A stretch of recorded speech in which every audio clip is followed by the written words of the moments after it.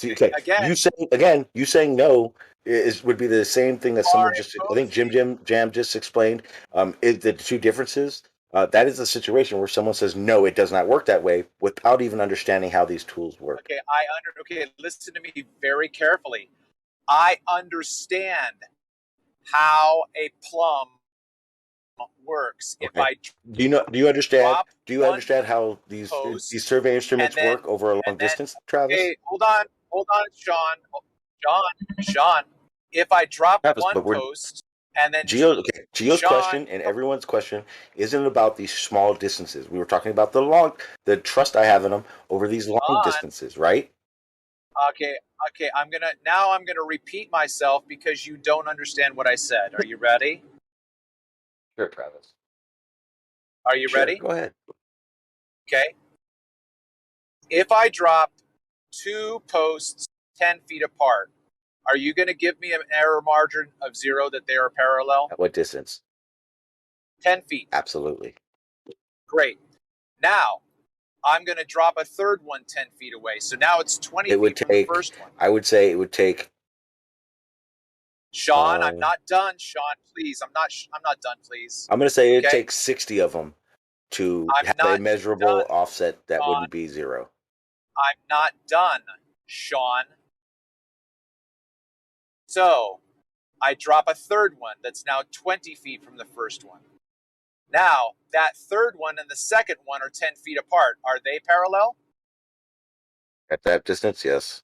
They are perfectly perfectly parallel into an error of 0.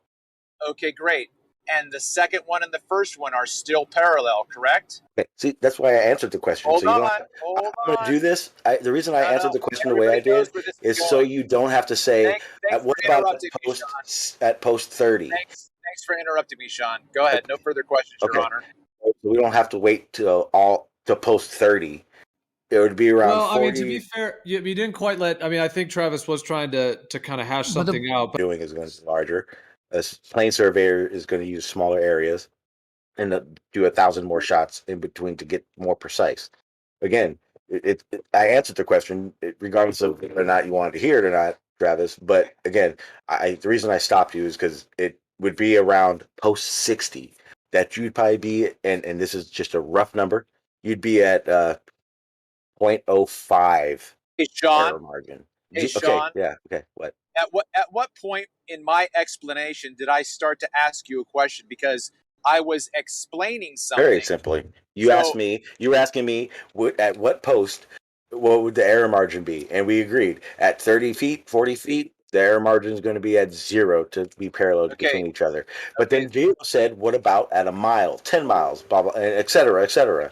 Again, I said around at post 60. The error margin would probably be around 0.5 tenths compared. Okay, what you're failing to understand is that the first post and the third post are parallel because the second post and the third post are parallel and the second post and the first post are parallel.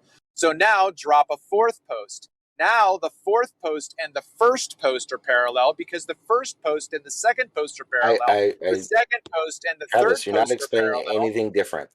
Okay? It doesn't matter. At post 60, to post 1, it would be error. Because, Travis, you're literally saying something that's already been said, and you're just prolonging the question, when in reality, it can be simplified like Gio did it. What about at a mile? What about at 10 miles? And that's what I was talking about. Because that was where my mind went in what Travis was saying. But to be fair, we didn't really let Travis. Hold on, Vega. We didn't really let Travis actually say the full thing he was going to say. I was just assuming. I guarantee you, if we let him, he'll get to post 60 doing it that way. I think this can be summarized as if every pair of those poles are parallel to each other, then all of them are parallel to each other. I think that would be Travis' point, right?